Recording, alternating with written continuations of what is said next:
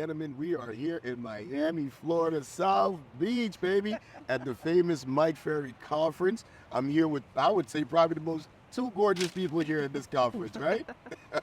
I'm Andy Jean. I'm excited to be here, but it's not about me. It's about the ladies here who is going to talk a little bit about real estate. It's going to be about Dominican Republic, a little bit about money. We'll be discussing a little bit about ownership. So we're just going to dive into it. But we're going to start off with our first guest. You know, you're our special guest today, Maribel Cruz. Can you quickly say a little bit about who you are, what you do? My name is Maribel. I'm an owner of a title company, Simple Title Solutions. I've been in the real estate industry, actually title company for 30 years, over 30 years, actually. So I have a lot of experience in real estate. Amazing. Well, we definitely can't leave this rock star agent out of the mix. Yes. I look at she's smiling. It's amazing. Listen, Josie, we know what you do. You're an incredible sales agent, right? Because we know at core you have the ability to probably sell anything, right? But you choose Dominican Republic, right? Tell us a quick, what are you doing in Dominican Republic? What makes what your role special?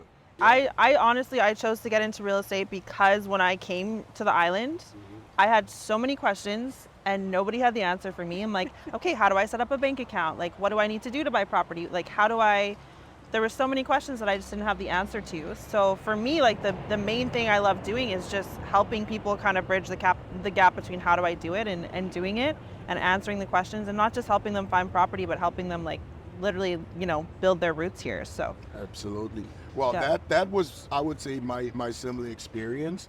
And when you say, how to open up a bank account, I'm guessing if you need to open a bank account, that means when you live somewhere, that means you're active. That means you have a home, you have groceries, you have bills, right? So I can just see why that's important. What are you doing to really help people get that information?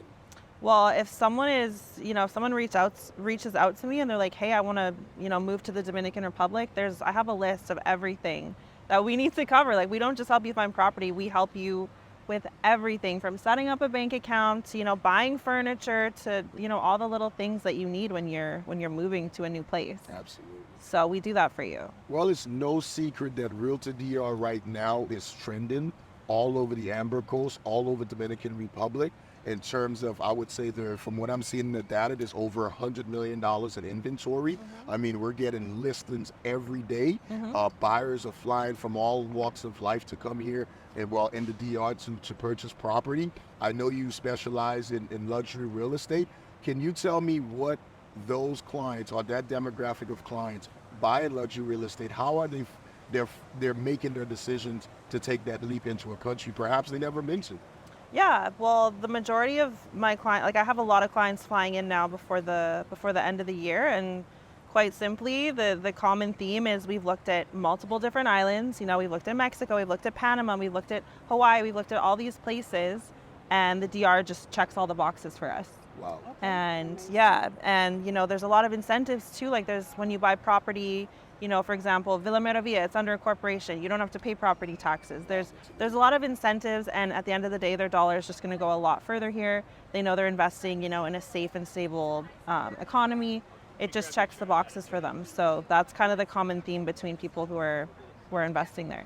I think earlier we chatted, so it's not about it's not just about moving there. It's about leisure as well. Yeah. Right? And logistically, or you have to know how to set up, and this is where you bridge that gap. One of the things I've heard is the misconception, like expats are moving to foreign countries. They talk a lot about, well, when I go there, what is the taxation high? You mentioned there's tax-free opportunities for investors.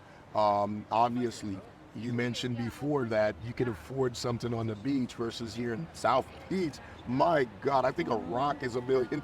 Yeah. I'm sorry. Yeah. A piece of rock is probably $1 million, but in DR, that million could stretch and go a long way, right? Amazing. But I want to get back to you too, Maribel, right? And you've been doing a lot of international closings, Yes. right? And what is the reason? What are some of the reasons they're making this decision to move or go outside the parameters of what we call a first world country? Basically, they want to take their money out. A lot of people like from Colombia, specifically Colombia, Peru, certain countries, Brazil, they want to take their money out for one reason or another. So they want to invest here and South Florida as well. And for DR, I haven't had a buyer from DR. I actually had sellers from DR that own property here in the United States. I'm assuming they already like trying to retire to Dominican Republic.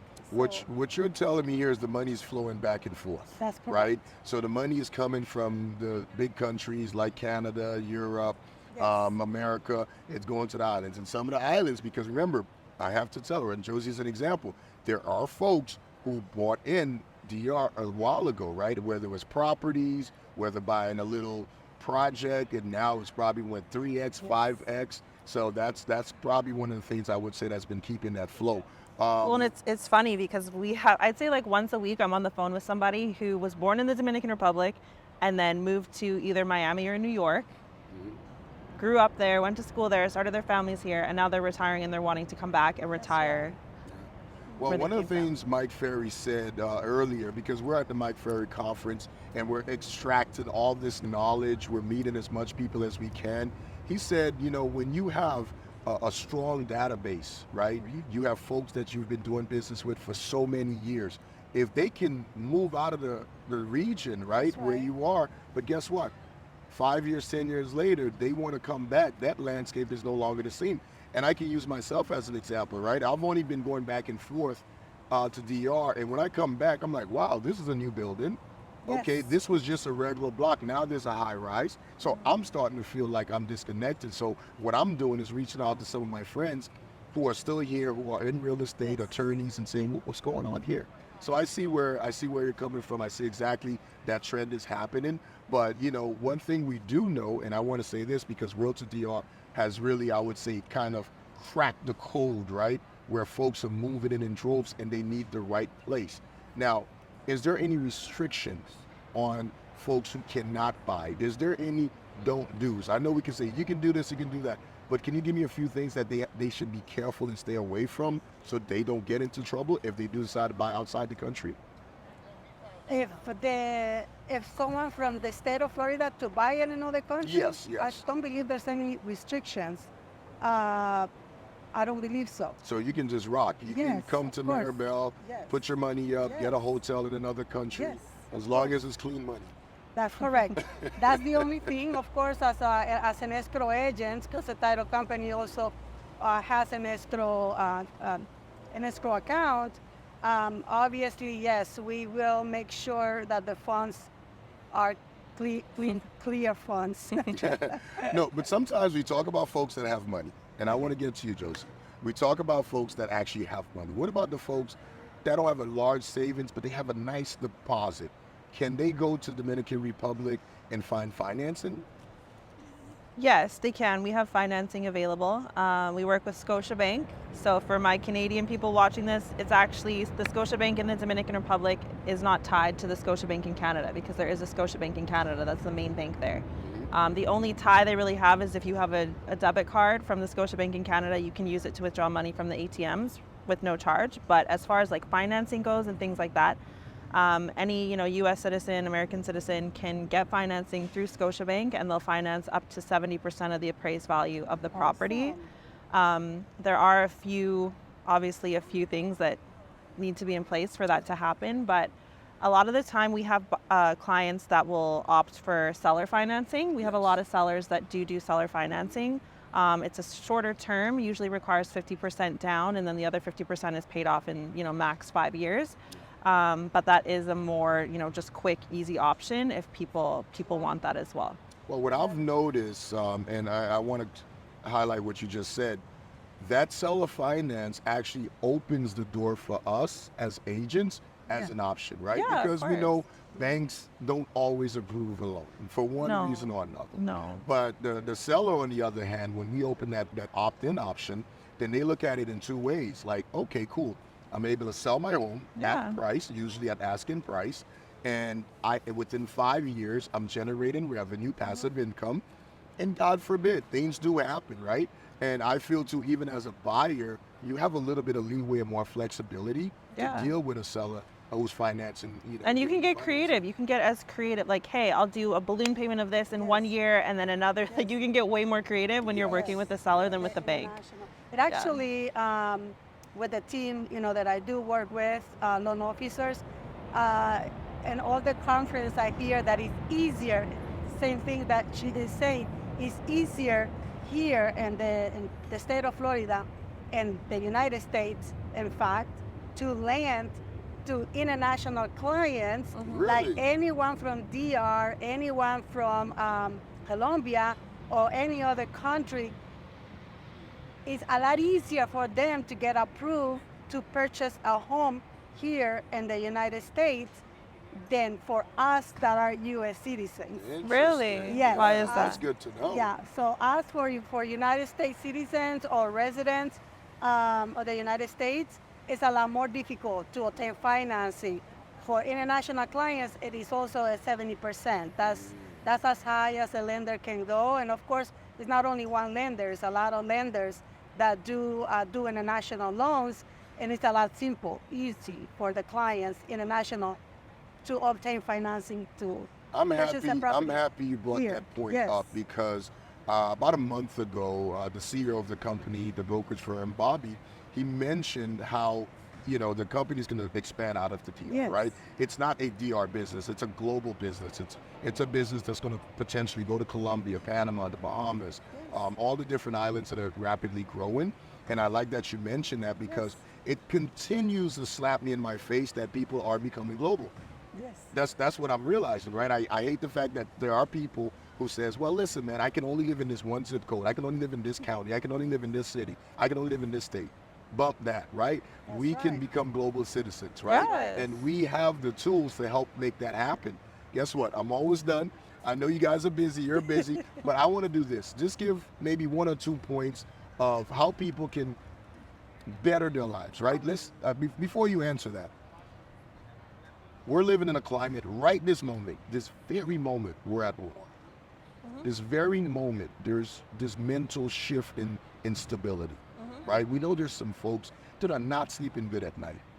What do you want to tell those folks, right? Primarily, I would tell them stay away from the internet. Yes. But, stop scrolling. But what would you tell those folks, right? To be mindful, because decisions are not like it was maybe a couple of years ago before COVID. It was easier to say yes, no, right? But now people have families. People are not sure. There's propaganda. There's negativity flowing through the pipeline every single day. What would you tell those folks who are in that little box that they can do to get outside this box and maybe, get a better quality of life? Well, I will say, to begin with is start by having a positive mentality. Negative mentality will not take you far. Yes. You have to be positive and to move forward and know that it don't matter what situations we are in at the moment, everything has an expiration date. It doesn't matter whether you're having the greatest life, whether you're having a really hard time right now, it does have an expiration date. And know and move forward. Don't stay stuck in that mentality like, I can't not do this, I cannot do that. Get out of that little box and be positive. That only a positive mentality will take them out. And know that what they're going through right now does have an expiration date. That war that we're living, unfortunately, at the moment, it has an expiration date. And that's it, from any negative situation that we are in, there's always going to be a better outcome. Be positive. Absolutely. Maribel, that was poetic. What would you like to say, Josie? You got to come right. I mean, I have to compete with that.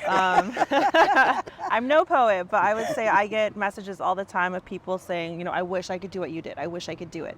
And I'm like, you can. There is nothing, like, this is your life. There is nothing, you're not a tree. Like, you can get up and you can move anywhere you want to move to. And that's ultimately why I chose to move to the DR, because at the end of the day, I'm like, I want a quality of life for myself and for my children, because I have 2 young children that I'm just, proud of, and that I can, at the end of the day, my kids man, they live the best little lives. Yes. They live the best lives. They are outside all day. They're with kids from all over the world. And, you know, just what they're doing from 8 a.m. to 8 p.m. every day in the DR versus what they would be doing from 8 a.m. to 8 p.m. in Canada, it's just like night and day difference. So at the end of the day, you just have to think about what matters most to you. And for me, it was my quality of life and just having freedom, you know, for me and my family. And I think the DR is one of the most perfect places for just having a good quality of life and having ultimate freedom. So. And there you have it, ladies and gentlemen. Listen, this is one of the best interviews I would say since I've been here. You guys are just amazing. You brighten up this beautiful city with not only your presence, but with your words and with your knowledge. I am honored to be able to interview you guys. Josie, Maribel, thank you very much. Thank you, Andy. Amazing. Thank you, Andy. Amazing. Pleasure.